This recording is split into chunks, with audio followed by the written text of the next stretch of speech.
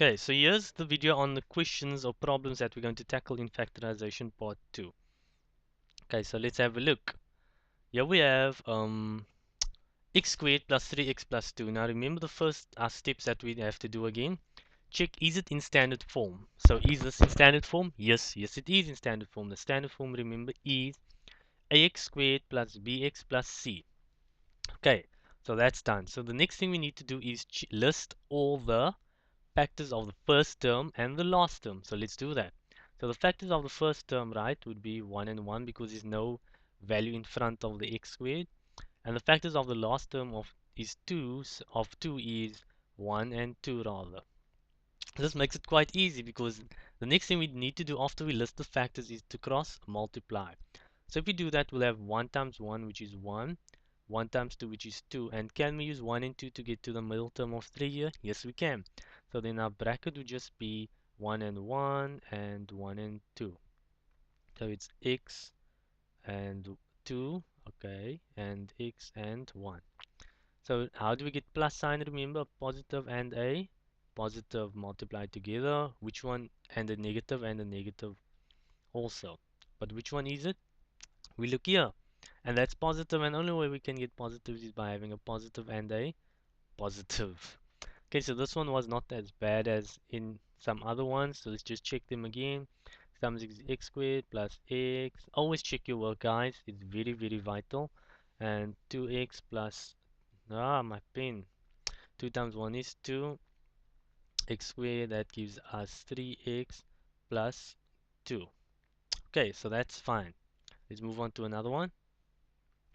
Okay, here we have p squared plus 2p minus 3.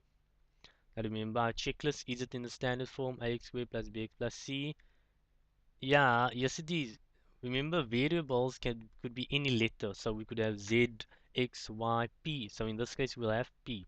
So we list the factors of the first and the last term. Factors of that of 1 would just be 1 and 1. Factors of minus 3 is just 1 and 3. Again, this makes life very easy for us. Cross multiply. 1 times 1 is 1, 1 and 3. Can we use 1 and 3 to get to positive 2? Yes, minus 1 and 3. So that bracket works. So these ones aren't as challenging as others. So we'll have p there and 1 and p and 3. Now, the signs. How do we get the minus sign? The minus sign is a positive times a negative or a negative times a positive. So which one is it? Remember, we look to the middle sign here, the plus. That sign tells us the biggest number would then be whatever the sign is, and in this case, it's a positive. So let's check it. P times P is, hello. P times, ah, P times P is P squared plus 3P minus P minus 3. So it's P squared plus 2P minus 3. Okay, so that one works out and checks out. Okay, now this one, I wouldn't lie, it's not going to be the easiest one now because this one presents a challenge because the first thing we need to, is it in the standard form ax squared plus bx plus c? It doesn't look like it, but yes, it is. With there's our x squared, there's our sort of our bx, and there's our constant. Okay, so now let's have a look. This one isn't going to be as easy as the others. So let's see, the factors of 8 are going to be 1 and 8 and 2 and 4. Okay? Then the factors of 3 would just be 1 and 3. Okay, it's not that bad. So now we look at some terms. So let's choose 2 and 4 and 3 and 1. Now you'll see 3 and 1 and 1 and 3 are exactly the same, but I just switched it up a bit here just to see what could happen. Remember, we cross multiply. 4 times 3 gives us 12. 2 times 1 is 2. So can we use 12 and 2 to get to 10? Yes, we can. 12 minus 2 would give us 10. Or rather, in this case, minus 12, positive 2 would give us the minus 10. So there's our bracket. We hit it lucky the first time, actually. So let's put that into practice. So it's 2 and 3 goes there. 2x rather. And 3y. Because y is at the end. Remember, y times y would give us a y squared. For x goes there and y on its own there. So remember the signs. Here we have a positive. How do we get positive? A positive is a negative times a negative, or a positive times a positive. Okay, so a negative times a negative or positive times a positive. So which one is it? Well, we'll look at the sign again. Remember, the sign is a negative, so obviously it's going to be both negative. Now, to be safe, we always have to check our work, guys. So let's check it quickly. 2 times 4 gives us 8x squared minus 2xy minus 12 xy plus 3y squared.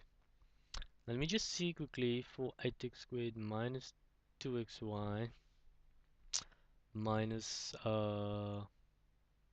now you see over here, now we see something's not really kosher, because if you do minus 2xy minus 12xy, it doesn't really add up to the minus 10. That would give us minus 14xy, which we don't want. So let's see, is there a mistake in here? 2x minus 3y gives us that. That times that gives us minus 4, 8, 12, positive, positive. No, there's nothing wrong. But this bracket works. We test the factors and it works. So let's just go back and see, could there be another possibility of this having different factors or terms or something? Let's go back here. We use 2 and 3, 2 and 4 and 3 and 1. Let's see if we use something else just to be safe, because we notice that that's why it's important, guys, to check your work, because even though it looks correct, might not always be. Okay, so have a look here. So now we had 2 and 4 and 1 and 3. Is there any other factors we could use? Let's see. 2 and 4, right? That works. And then what we use? 3 and 1. Use 1 and 3. Gives us 4, and that gives us 6. Can this work? Yes, we can. Now, you might notice that in the previous one that we used 2 and 4, and we used 3 and 1. All I did was switch it around, because 1 times 3 is the same as 3 times 1 using commutative law of math and, yeah, multiplication. So that works. So if we cross multiply this numbers as well, we also get 10. So let's check this one also, because the previous one, when we multiplied it out, it did not give us what we wanted. So remember, that's 2x and that's going to be y, 4x and that's going to be 3y. Remember, the signs were both negative. So let's check it. 2 times 4 gives us 8x squared minus 6xy minus 4xy plus 3y squared. Let's simplify this. 8x squared minus 10xy plus 3y squared. Is that what we wanted? Yes, it's exactly what we wanted.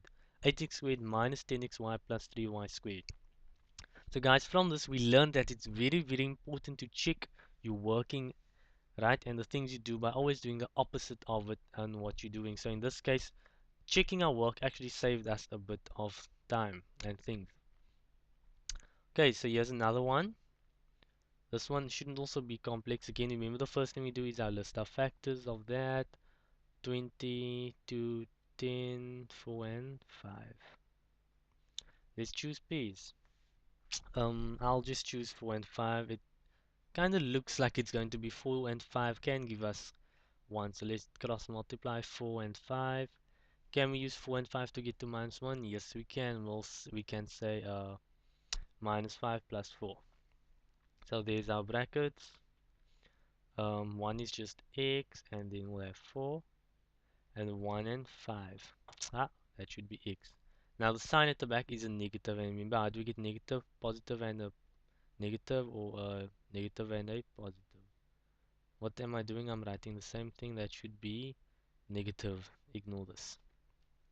Okay, so one would be positive and one would be negative. So which one is it? Now remember, we come back to the middle term here, and the middle term tells us which sign would be which.